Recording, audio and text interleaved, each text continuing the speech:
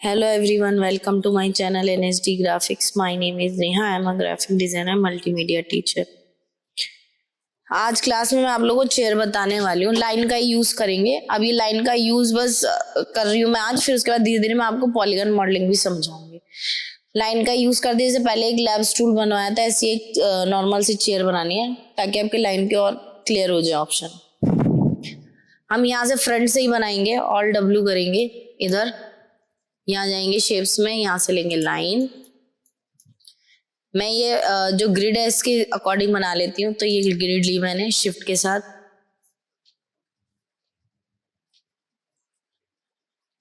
ऐसे बिल्कुल इसकी सीध में, ऐसे शिफ्ट के साथ ले लेना।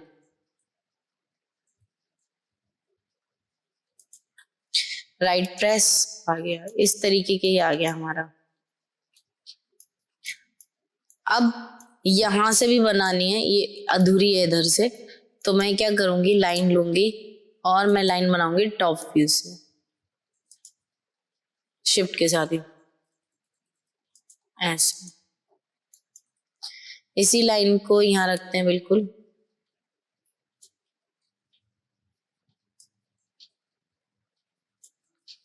और इसी की शिफ्ट से ऊपर कॉपी ले लेते हैं। ओके, ये आ गई दो लाइनें, एक ये रही।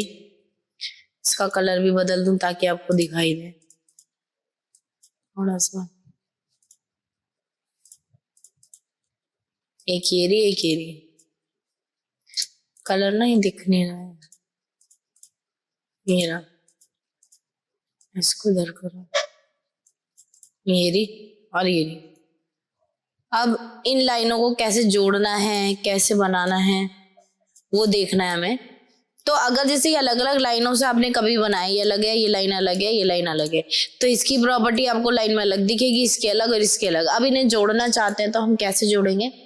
हम जब यहाँ पे लाइन से बनाते हैं और ये लाइन की प्रॉपर्टी आती है मॉडिफाई के अंदर, तो यहीं पर नीचे आप जाओगे, इस तरीके से स्क्रॉल करोगे तो यहाँ पे एक ऑप्शन आता है अटैच।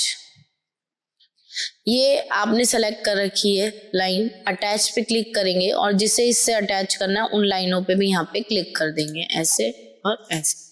अब करेंगे W, तो ये हो गई एक ही में कन्वर्ट।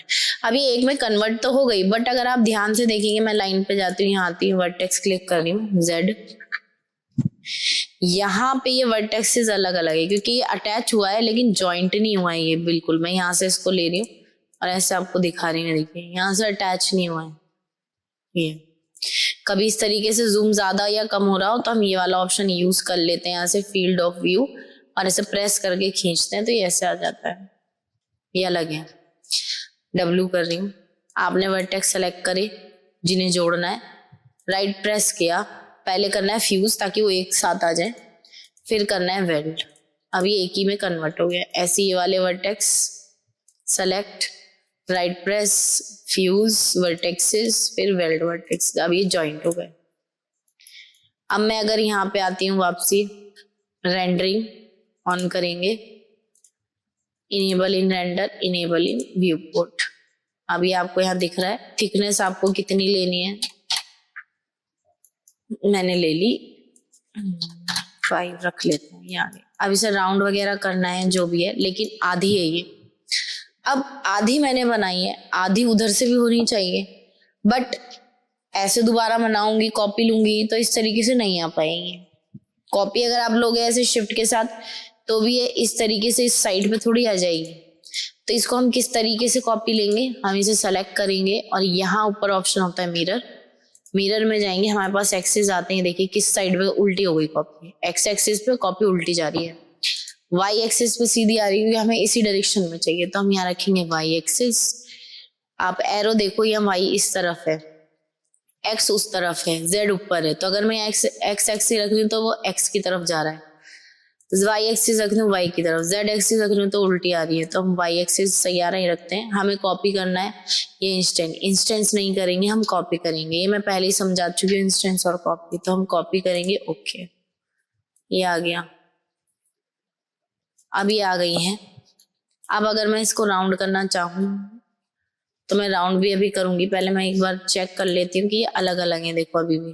तो इसको भी हम क्या करेंगे, अटैच, लाइन पे आएंगे, सेलेक्ट करेंगे, नीचे आएंगे, स्क्रॉल करेंगे, अटैच पे क्लिक करेंगे और इस पे भी क्लिक, ये दोनों अटैच हो गए।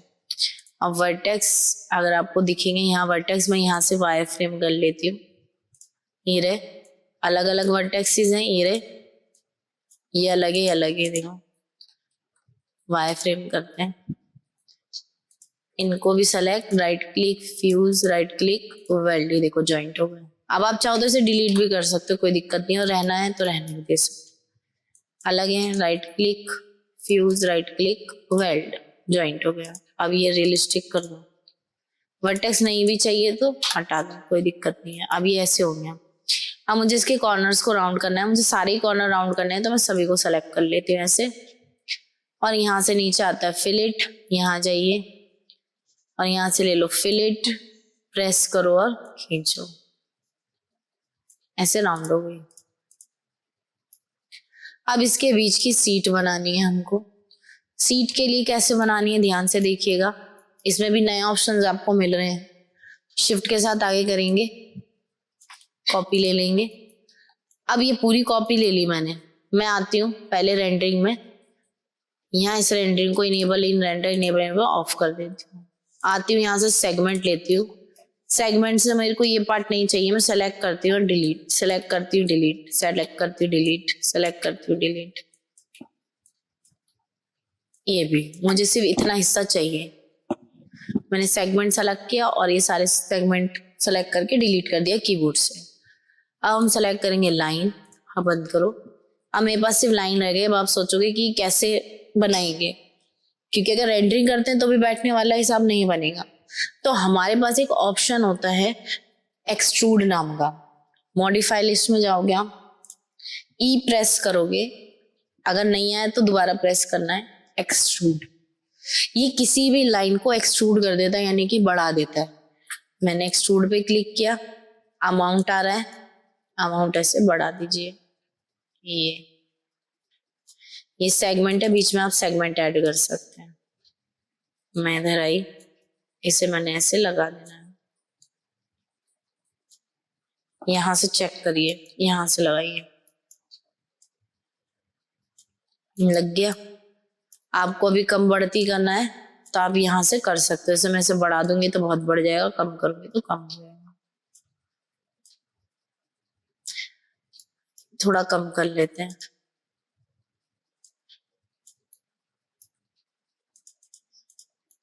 अभी आप देखोगे बहुत पतला है, इसमें कोई थिकनेस नहीं है, ये चीज बहुत पतली आ रही है, बिल्कुल इसमें थोड़ी थिकनेस देनी है। तो अब आपने एक्सट्रूड डाल लिया। मैंने आपको शेल समझाया था एप्पल वाली क्लास में कि जो शेल होता है वो क्लोज शेप में डलता है, एक बार फिर से समझा देती हूँ। ये हमारे पास लाइन है, अगर ये लाइन ओपन है तो हम इसमें यूज कर सकते हैं एक्सट्रूड का, लेकिन अगर ये इस तरीके से हमारी ओपन हो रही है और एक्सट्रूड डला है, बट इसमें शेल नहीं डलेगा। शेल भी इसी तरीके से होता है, जैसे मान लीजिए मैंने ये बनाया, ये क्लोज्ड है, अब इसमें एक्सट्रूड डालूंगी तो इसमें एक्सट्रूड डल जाएगा, ये एक्सट्रूड सब तरीके की शेप में डल जाता है। लेकिन यहाँ पे शेल डाल सकते हैं हम, क्योंकि ये बंद शेप है शेल। तो शेल में ये आउटर यानी कि दो तरफ से बढ़ता है, यहाँ मैंने डाला 10, नीचे की तरफ से बढ़ गया 10, ऊपर की तरफ से बढ़ गया। लेकिन खुली हुई शेप में शेल नहीं डलता, खुली हुई शेप में एक्सट्रूड ही डलेगा। बट एक्सट्रूड ऐसा है कि आप चाहो तो कैसी भी शेप में डाल सकते हो, ये क्लोज शेप है और ये बंद शेप है। एक्सट्रूड इसमें भी आराम से डल जाएगा और इसमें भी आराम से डल जाएगा, बट शेल सिर्फ क्लोज्ड में डलेगा। अब प्रॉब्लम ये है यहाँ पे कि मैं इसमें ऑलरेडी एक्सट्रूड यूज कर चुकी हूँ, अब मैं दोबारा यहाँ एक्सट्रूड यूज कर लूं,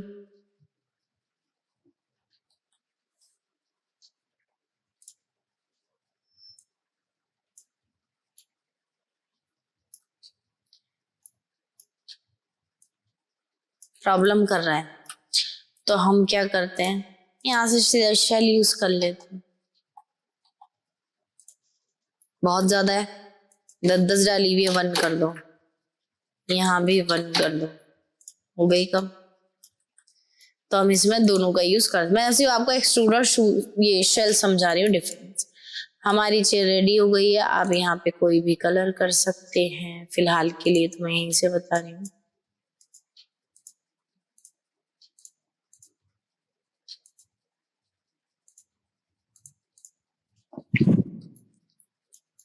ये आ जाएगा, ग्रे कलर भी कर सकते हैं।